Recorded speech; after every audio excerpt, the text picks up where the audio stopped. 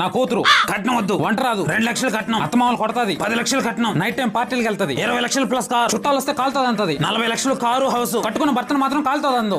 Boot కాలుతుంది అంతది, 50 లక్షలు car house, 2 ఎకరాల ల్యాండ్, ఇన్స్టాలో రీల్స్ చేస్తది, 1 కోటి రూపాయలు కట్నం, 4 కార్లు, 4 హౌసులు, 10 ఎకరాల పొలం, 1 కేజీ బంగారం, డీలోకే.